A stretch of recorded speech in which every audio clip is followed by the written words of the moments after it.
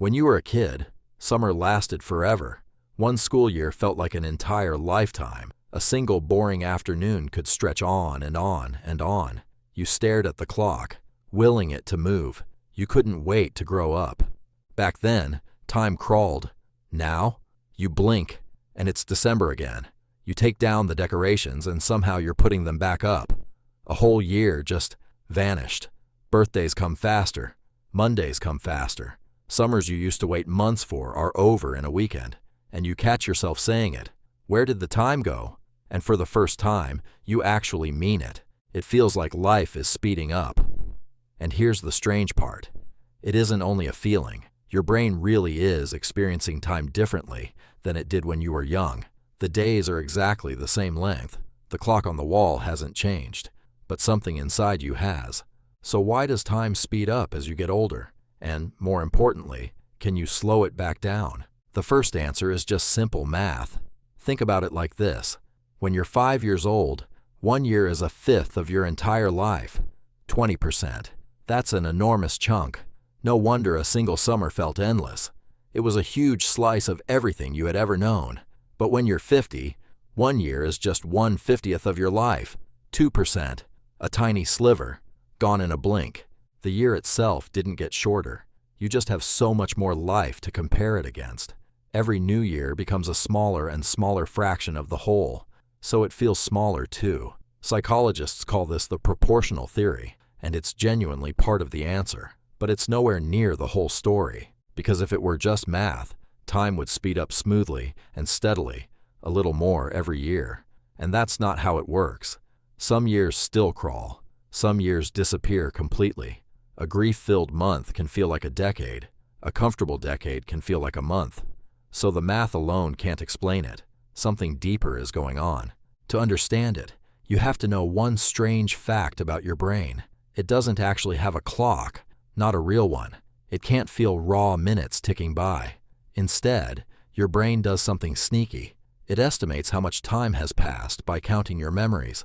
When you look back on a stretch of your life, you don't measure it in hours. You measure it by how much you remember. Lots of vivid, distinct memories. That period feels long and full. A smooth blur with nothing in it. It feels like it barely happened at all. And this one fact changes everything. Because think about what childhood is actually made of. Firsts. Your first day of school. Your first bike without training wheels. Your first best friend. Your first heartbreak. Your first taste of freedom. Everything was brand new.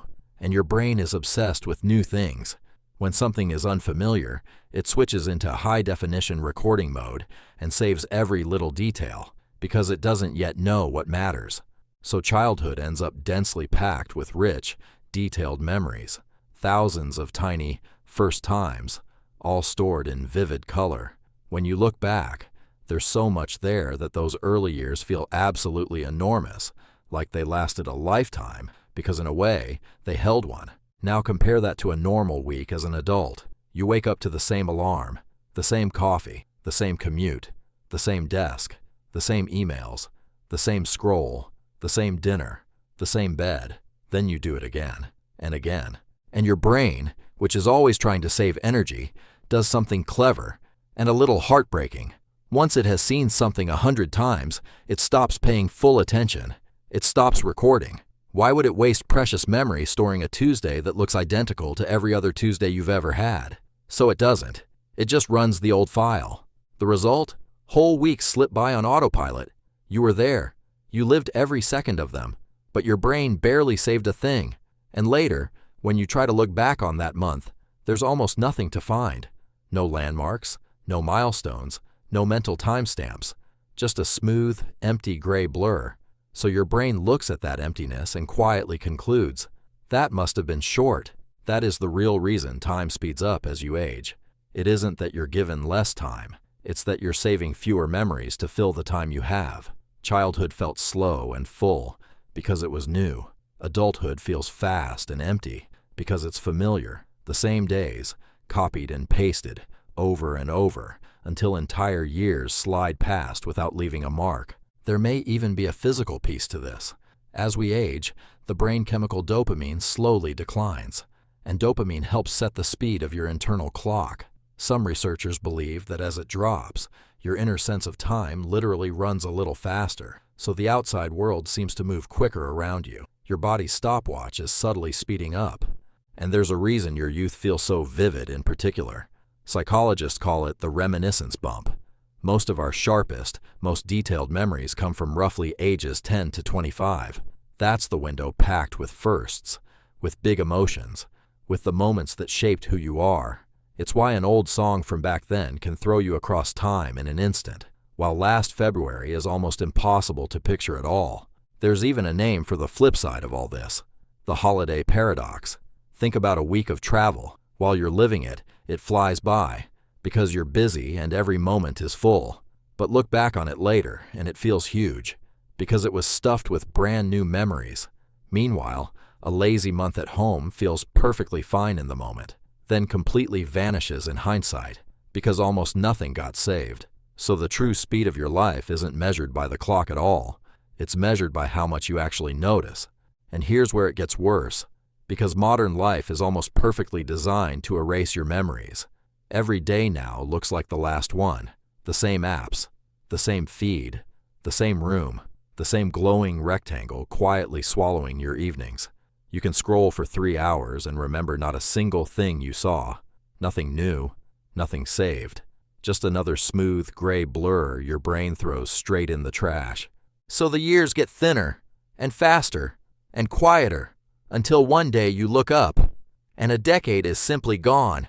And that's the part that actually hurts, because it can start to feel like your life is slipping through your fingers, like you're watching the whole thing on fast forward, reaching for a pause button that isn't there. But here's the good news, and it changes everything. If time speeds up when life repeats, then you can deliberately slow it back down. You just have to give your brain a reason to start recording again. And that reason is always the same simple thing. Something new. Not big. Not expensive. Just new. Take a different route home from work. Your brain snaps awake the instant the road stops matching its prediction. Learn a skill that makes you clumsy and frustrated again, because clumsy means new, and new means memories. Go somewhere you've never been, even one town over. Cook a dish you've never made. Meet people who don't fit into your usual week. Say yes to the thing you'd normally scroll past and skip. Every single first time, at any age, stretches time back out. It's why one week-long trip can leave you with more memories than 3 ordinary months at home. And most of all, pay attention, on purpose. Look up from the screen. Really notice the ordinary day you'd usually sleepwalk straight through, the light in the afternoon, the sound of someone you love, the taste of your coffee before it goes cold. Because a moment you truly notice is a moment your brain decides to keep. And a kept moment is time you get to keep too. So write things down. Take the photo. Mark the days that mattered. Every one of them is a tiny timestamp that tells your brain, this was real. This one counted. Don't let it blur. Because here's the truth underneath all of it. You can't add more years to your life. None of us can. The clock will always tick at exactly the same speed for every single person, right up to the end. But you can make the years you already have feel full again. The goal was never more time. It was always more moments, more noticing, more firsts. So the next time a year quietly disappears, don't just ask where it went. Ask yourself what you'd actually remember if you slowed down enough to live it. Then go and do that thing. Because a life you truly notice is a life that finally feels long enough.